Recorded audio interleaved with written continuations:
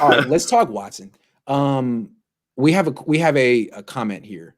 Mm-hmm. Would a Watson trade help push the narrative for players' voices? The NFL likes teams to have more power always. What do you think? I think that's a great point, right? And I think that's another thing of the reason my prediction has not changed since I've been on here the last time. Houston's not going to budge. They will not budge for that reason right there. 2, they're completely inept. And 3, Caserio thinks he's Bill and he wants to prove a point. I don't think they are going to move Watson. They will fine him every single day that he doesn't show up. And remember, you can't waive those anymore. New NFL collective bargaining agreement, because the league was trying to stomp out holdouts. That's right. Trade demands. Right. It used to be you'd hold out, they'd fine you, you'd come back, they'd give you the money back. And it was like, hey, all right, no harm, no foul, you're back. Let's water under the bridge, let's move on. They don't do that anymore. Now that's money's gone. Sorry. Against the rules to give it back. And that's what I'm saying. This is why this is such a great point, right? And I see a lot of complaints about the fact that people don't like the NBA anymore because the players dictate all those things. That's a real concern, I believe, for the NFL, especially for the Houston Texans. They definitely don't want to be told, all right, I'm out of here, trade me. And I think that's a great point. Then you have these like certain franchises that are worthless, right? Yeah, I mean, they're a poverty franchise. That's it. When Andre Johnson never says anything ever, nice about saying things. Come on. That's true. All right, so my question about Deshaun, I mean, I know you said they're not going to trade him. They're definitely not going to trade him before June 1. And after June 1, I don't know if they'll answer calls. They should.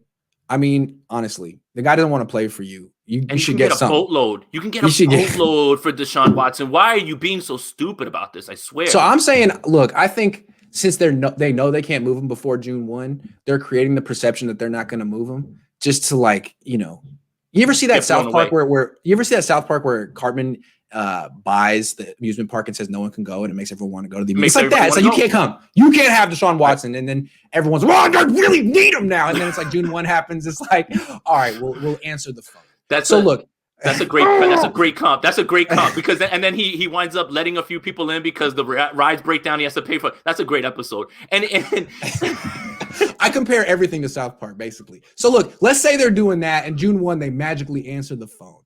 The Niners need to call. And so what is the offer that they should make? I know what my offer is. Do you want to say, do you have one?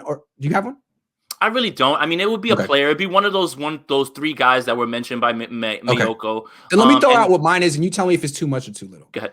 To me, it's Nick Bosa. I think that's the Niners' #1 trade asset, except for maybe Kyle Shanahan. Nick Bosa, the first-round pick in 2022, since this is a post-June 1 move, not the first-round pick this year, and a conditional pick in 2023 that becomes a first-rounder if the Niners go to the Super Bowl with Watson in 2021 or 2022. Is that enough? It sounds good to me, and I think you're right about what you're saying about Bosa being the most valuable trade asset, right? Because he's still coming off the injury, and people will still believe that, hey, he's just about to snap back into 2019 form. And he's young, and he's He can, he might not. Those are very valid concerns, but yes, he is the one that has the most value out of all of them, right? I don't think that's enough to get it done. I really don't. Wow. I really don't. Houston.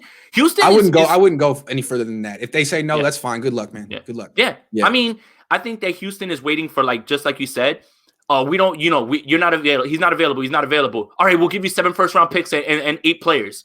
All right, now, so. Yeah, okay, great.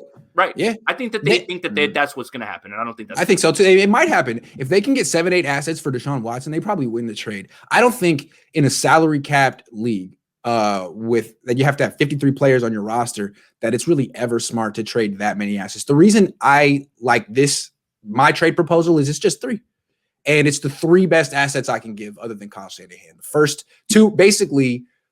Bosa first and a potential first if Watson does what everyone expects him to do. He doesn't have to win the Super Bowl, just makes it to the Super Bowl. Again, the other thing would be the Texans would have to accept Bosa as is. No physical, nothing like that, because he's not going to pass a physical anytime soon. You have to believe in Bosa. And again, if you don't want him, go ahead. Take the Panthers poo-poo platter of terrible picks or whatever and have fun. I don't know. Yeah, I think they need a guy like Nick Bosa to replace J.J. Watt.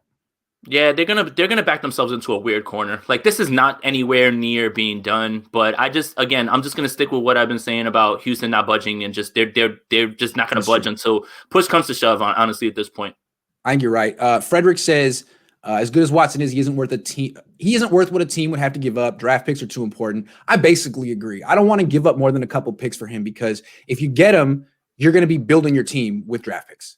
And again, his cap hit is astronomical next year. It's crazy. So like, it's a salary cap league. Those draft picks are basically your lifeblood. And if you don't have them, you fall apart. I'm curious to see what happens with the Rams. I think that whole operation is going to fall apart in a few years and everyone's going to have to leave. It's going to be like scorched earth. It's going to be like, That's why me and you agree with the McVay thing. Trade all those picks. I don't care. I'm not going to be here. I might win a Super Bowl, though. Peace. Yeah. And I might win a Super Bowl in a year or two, and that's it. Once I win my Super Bowl, everybody's going to want me as their coach. I mean, if they don't already at this point. Yeah. So if the Niners call up for Watson, they should be offering as few assets as possible. That means you offer the good ones, 2 firsts or a first and a conditional in both. If it doesn't get it done, hey, man, good luck. Good luck, Houston. I sincerely hope you get all those assets. And if some team gives up 6 or 7, you're crazy. I'm sorry. You're crazy. Just get Justin Fields instead. That's what I'm talking about.